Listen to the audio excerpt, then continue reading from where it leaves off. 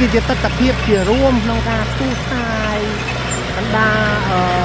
គម្រោងផ្សេងគម្រោងធំរបស់យើងនេះគឺយើងមានគ្រឿងចក្រដែលល្អដែលធំដែលជាគ្រឿងចក្រដែលគឺមួយសមត្ថភាពសំណង់របស់យើងមានគុណភាពខ្ពស់នេះហើយយើងគ្រឿងគីឡូមេត្រហើយទីតាំងនេះជាណែនប៉ែតែម្ដងទីតាំងដែលល្អណែចាក់ដីអស់ 4-5,000 ដុល្លារ $10,000 បាទហើយបងប្អូនហើយបងប្អូនថៃទៀតចាក់ដីប៉ុណ្ណឹងហើយខ្លាំងរឹងមកកែហើយផ្ទះខ្នាតវែងទៀតតម្លៃគឺតម្លៃទៅសាលឡើងតម្លៃផ្ទះគឺទៅសាលឡើងបងប្អូន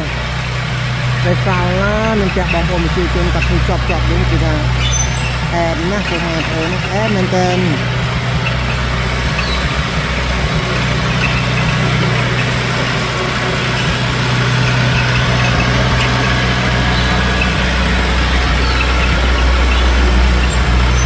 មេតូរបស់យើងគឺចាប់ដើមធ្វើហើយគឺខាយបង្គ្រប់បង្ហើយនៅទស្សនីយភាពចាក់ដីបង្ហើយរបស់យើងនេះគឺជាទស្សនីយភាពដ៏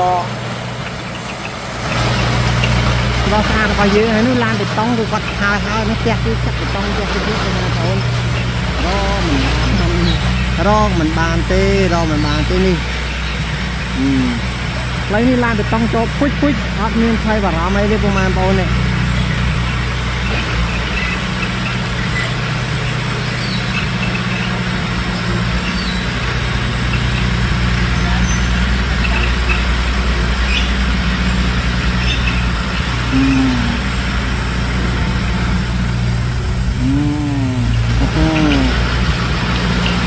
ទេ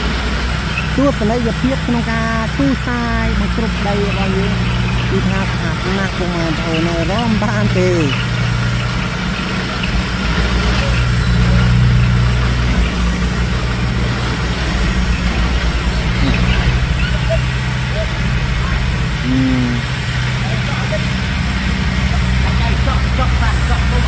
ไปถวงละโหได้ถวงใบถวงละโหแต่đóเลย